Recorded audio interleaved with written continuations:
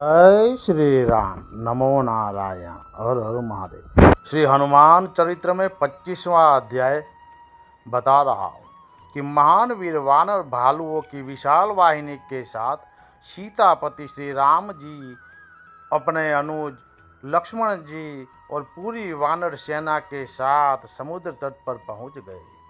इस संवाद से लंका में बेचैनी फैल गई। राक्षस और राक्षसी अत्यंत चिंतित होकर परस्पर कहने लगी। एक वानर ने तो समूची लंका की भयानक क्षति कर दी थी।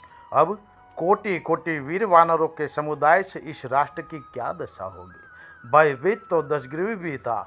उसके भी मन में आतंक व्याप्त था, किंतु वह उसे प्रकट नहीं होने देता था। उसने सभा भवन में जाकर सभासदों से कहा, वीर राक्षसों, वानरों की सेना लेकर दशरथ नंदन राम और लक्ष्मण लंका पर आक्रमण करने के उद्देश्य से समुद्र के उस तट पर पहुंच गए हैं। अतएव आप लोग निर्णय करें कि इन तुच्छतम नर और वानरों को किस प्रकार दंडित किया जाए। राक्षसीपति के इन वचनों को सुनकर चाटुकार सभासद उसकी दुर्जयता, उसके अमित बल और पराक्रम की प्रशंसा करने लगे। प्रहस्त, दुर्मुख, वज्रदंड, कुंभकर्ण कुमार, निकुंभ, इंद्रजित, महापाश, महोदर, कुंभ, अतिकाय आदि राक्षसों ने रावण का अभिवादन किया और उसके शौर्य की सराहना करते हुए कहा, यह तो बड़े ही सौभाग्य की बात है कि हम क्षुधातों के प्रिय आहार नर और वानर काल की प्रेरणा से स्वयं हमारे मुख में चले आ रहे हैं। पवन पुत्र तो हमारी उदारता और असावधानी के कारण क्षति पहुंचाकर चला गया, किंतु अब तो वे वानर किसी प्रकार अपना प्राण बचाकर भी यहाँ से नहीं लौट सकेंगे।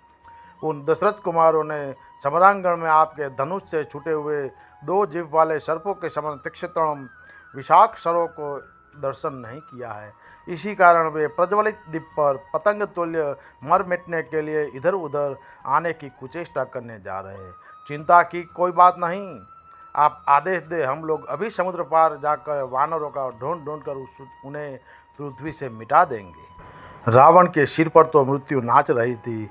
इसी कारण इस प्रकार की चाटुकारित भारी विपरीत बातें उसे प्रिय लग रही थी, किंतु उसी समय परम नितिज्ञ एवं शुभेच्छी उसके छोटे भाई विभीषण ने उसके चरणों में सिर झुकाकर विनयपूर्वक कहा, राजन, आप बुद्धिमान, विद्वान और नीति के मर्मज्ञ हैं।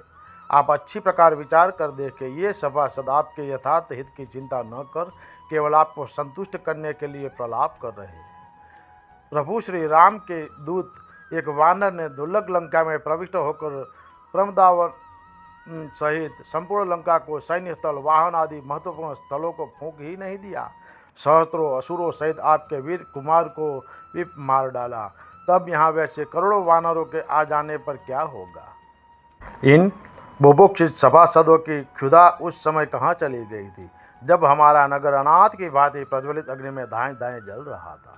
भैया, श्री राम कोई साधारण मनुष्य नहीं है, वे साक्षात अव्यक्त नारायण देव है। उनकी यशस्विनी पत्नी माता सीता जी साक्षात भगवती लक्ष्मी जी है। सीता जी लंका में यमपाश की भांति आई है। अतः एवं जब तक श्री रामचंद्र जी के तीक्ष्णतम बाण धनुष से नहीं छूटते और जब तक समरप्रिय नखदंता युद्ध विशारद वानर लंका में फैलकर इसे नष्ट भ्रष्ट करना प्रारंभ नहीं कर देते, तब तक आप विपुल रत्न शरीर के साथ श्री मिथिलेश कुमारी को उनकी सेवा में सम्मान पूर्वक सौंप दे। अन्यथा विश्वास कीजिए, स्वयं कालकंठ शंकर भी यदि आपकी रक्षा करना चाहे, सूरपति एवं यमराज भी आपको अपनी गोद में छिपा ले, या आप पाताल में ही प्रविष्ट हो जाए, तो भी श्री राम के अमोघ बाण से आपकी जीवन की रक्षा नहीं हो सकती। विभीषण ने अत्यंत आदरपूर्वक श्री रावण से कहा, भैया, महामुनि पुलस्त ने भी अपने शिष्य से इसी बात को आपकी सेवा में निवेदन करने के लिए कहलवाया है कि आप अहंकार त्याग कर माता जानकी को परम प्रभु श्री राम की सेवा में लौटाकर उनका स्मरण करें। मेरे विचार से इसी प्रकार आपका, मेरा, इन राक्षसों का तथा संपूर्ण लंका निवासियों का हित हो सकेगा। विभीषण का सत्य परामर्श सुनकर उसके नाना माल्यवान, जो बड़े बुद्धिमान एवं उसके सचिव भी थे, बहुत प्रसन्न हुए। उन्होंने दशग्रीव से विनम्रतापूर्वक कहा, स्वामी, आपके छोटे भाई परम नितिज्ञ विभीषण ने सर्वदा उचित बात कही है। इनकी बात स्वीकार कर लेने में ही मंगल है, किंतु काल प्रेरित दशानन के हित के वचन प्रिय नहीं लगे। उसने क्रोधी होकर कहा, अरे शत्रुओं की प्रशंसा करने वाले इन दोनों मूढ़ असुरों को यहाँ से निकाल बाहर करो। रावण के वचन सुन माल्यवान तो अपने घर चले गए, किंतु विभीषण ने अपने भाई के हित में लिए पुनः विनय पूर्वक निवेदन किया, भैया आप कृपा पूर्वक अपने हित की बात सोचो। आप प्रत्यक्ष देख रहे हैं कि वैदेही कुमारी सीता के लंका प्रवेश के समय से ही यहाँ बार बार अमंगलजनक शकुन हो रहे हैं। उनकी सुस्पष्ट सूचना देने में आपके मंत्री संकोच करते हैं। मैं बार बार आपके चरणों में विनीत प्रार्थना करता हूँ कि श्री राम बड़े धर्मात्मा और पराक्रमी हैं। आपके ये अन्यतम वीर इंद्रजीत, महापाश, महोदय, निकुंभ, कुंभ, अतिकाय आदि सम्रांगण में कौशलेंद्र के सन्मुख नहीं टिक सकते। अतएव श्री राम के साथ शत्रुता करना उचित नहीं है। उनके अमोद बाणों का स्मरण कर मिथिलेश कुमारी सीता को उनके पास लौटाकर उनसे क्षमा मांग लेने में ही आपकी भलाई है। विभीषण के हित भरे वचन सुनकर रावण अत्यंत क्षुब्ध हो गया। क्रोध से कांपते हुए उसने कहा, कुलकंडक निशाचर, तुम मेरे ही दिए हुए भोगों से पुष्ट होकर तथा मेरे ही पास रहकर शत्रु के सन्मुख मुझे अपमानित देखना चाहता है। मेरे भय से त्रैलोक्य कांपता है, किंतु तू मुझे सामान्य मनुष्य से भयभीत करने का प्रयत्न कर रहा है। धिक्कार है तुझे। यदि तेरे सिवा और कोई इस प्रकार का वचन बोलता तो मैं उसे तत्क्षण मार डालता। इतना कहते हुए क्रोध के वशीभूत रावण विभीषण पर जोर से पाद प्रहार कर बैठा और बोला, तू भी जा, उन्हीं वनवासी मनुष्य में मिल जा। रावण के इतने कटु वचन और पाद प्रहार सहकर भी परम बुद्धिमान और महाबली विभीषण ने उसके चरणों में प्रणाम किया और हाथ में गदा ले सभा से निकलकर आकाश में उड़े।